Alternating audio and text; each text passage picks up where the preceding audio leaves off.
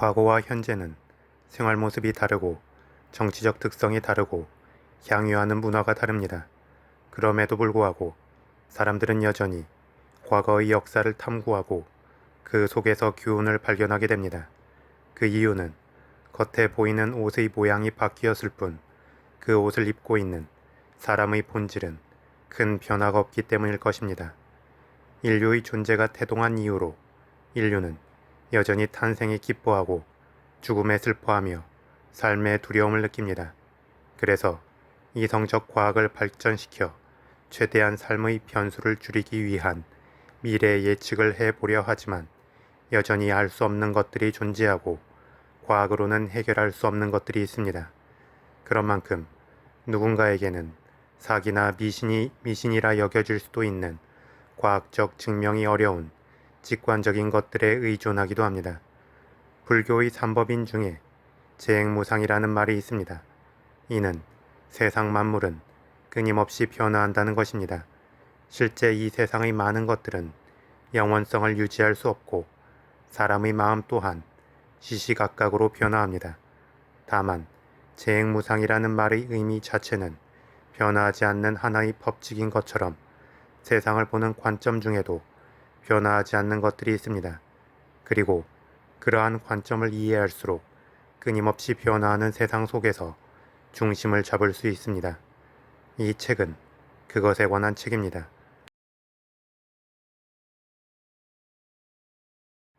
나비효과라는 이론이 있습니다.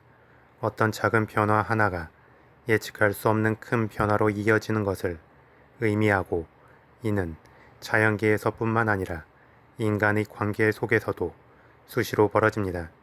예를 들어 어떤 정치인이나 연예인의 지나가는 말 한마디가 그 사람의 인생을 망가뜨리고 심지어 그 사람이 속한 조직에까지 큰 피해를 주기도 합니다.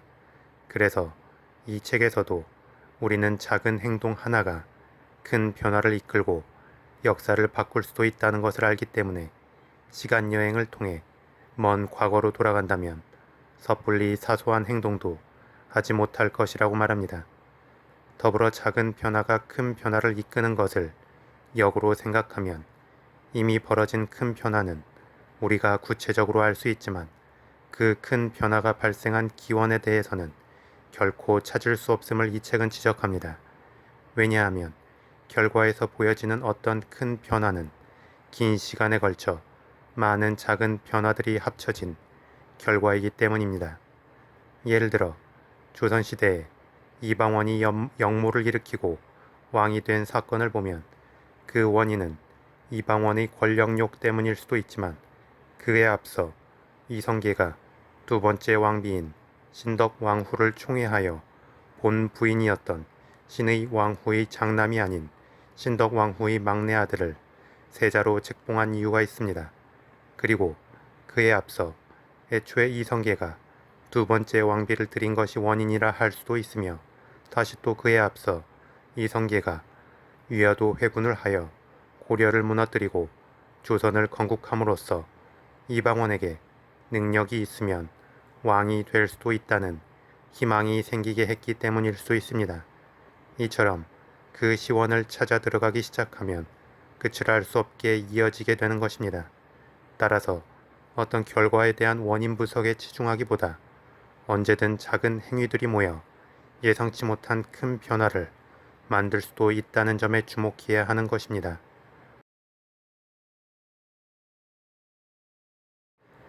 우리는 어떤 중요한 일을 진행시키기에 앞서 최대한 꼼꼼히 계획하고 발생할 수 있는 변수에 대해서도 고려하며 그 변수가 발생했을 때의 대처법까지 강구하기도 합니다. 하지만 우리가 아무리 철저히 준비를 한다고 해도 어떤 문제가 발생할 수 있는 여지를 완전히 없앨 수는 없습니다. 이 책에서는 재무설계사 칼 리처즈의 말을 이용하여 어떤 사안에 대한 모든 시나리오를 다 고려했다고 생각한 후에 남는 것이 진정한 리스크라고 말합니다. 이는 결국 우리는 미래의 어떤 변수를 완전히 예측할 수 없음을 의미하고 그렇게 완전히 예측할 수 없다는 것이 바로 불변의 법칙이 됩니다. 그렇다면 우리는 다음과 같은 질문을 던질 수 있습니다. 어떻게 해야 하는가? 어차피 예측할 수 없는 미래라면 애초에 아무것도 안 하고 있는 게 맞는 것인가? 라는 질문이 그것입니다. 그런데 저자가 말하는 의도는 자포자기 상태로 미래를 맞이하라는 것이 아닙니다. 할 수 있는 바를 최대한 하되 결코 확신하지 말라는 것입니다. 어떤 식으로든 우리가 예측하지 못하는 변수와 위기가 생길 수 있다는 점을 염두하면서 살아간다면 그러한 상황이 발생했을 때 좀 더 유연하게 반응할 수 있다는 것입니다.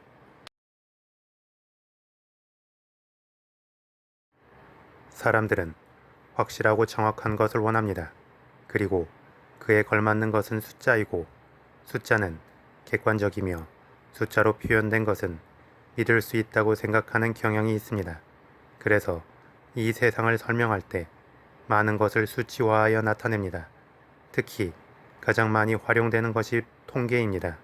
하지만 데럴 허프가 지은 새빨간 거짓말, 통계라는 책을 보면 숫자는 정확하고 객관적일 수 있지만 그것을 다루는 사람은 주관적이기 때문에 결국 인간이 숫자를 활용하여 표현하는 통계 또한 완전히 객관적이면서 절대적일 수는 없다고 말합니다.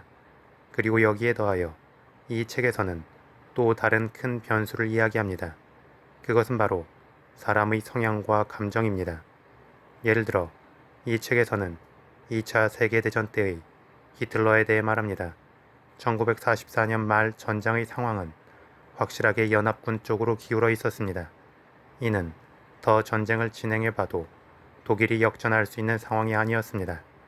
많은 다양한 관점의 통계 자료를 바탕으로 한 최대한의 객관적 평가에서도 그랬습니다.